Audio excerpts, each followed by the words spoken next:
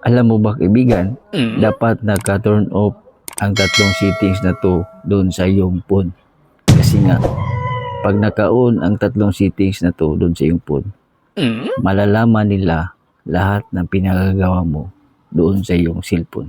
Kagaya ng nagsusurf ka ng mga ibang website, nag-open ka ng mga apps, o kaya yung mga Gmail, mga importanteng documents doon, ay pwede nila matrace at makita pag naka-turn on ang tatlong ito. Ngayon, kaibigan, tuturuan kita para hindi nila malaman ang mga pinagagawa natin doon sa ating cellphone. Kung interesado ka kaibigan, maaari bang pakiclick ang palubuto sa TV ng pangalan ko para updated ka palagi sa ating video.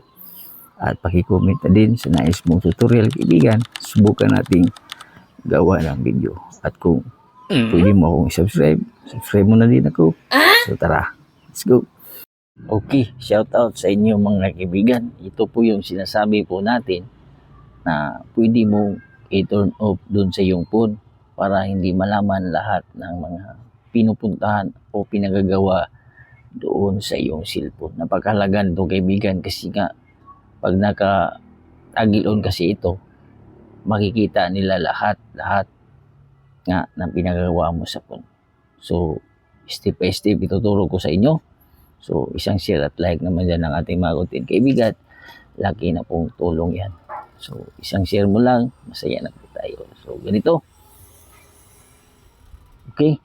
I-open mo lang ang iyong Google app. Search mo dito sa babaw ang My Activity. Then, itap itong My Activity. So, ito po yung kaibing sinasabi ko. Web and Out Activity. So, nakalagay po dyan. Ang pinupuntahan natin mga website, mga app, ay nakarecord po lahat dyan. So, at yung pangalawa, itong timeline. So, automatic po yan naka-turn off sa akin kasi nga ginawa ko na. Dito sa YouTube History, pwede ring i-turn off natin para hindi malaman na may pinupuntahan tayong mga videos na maaaring makitaan nila ng dahilan bakit tayo pumunta dyan. So, ganito ang gawin kaibigan.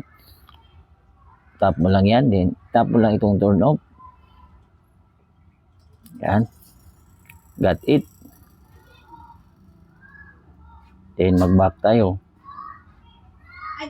Then, dito sa YouTube History, tap mo lang yan. Then, i-turn off mo din. Post. Yan. Got it. Back tayo. So, ganun lang kaibigan.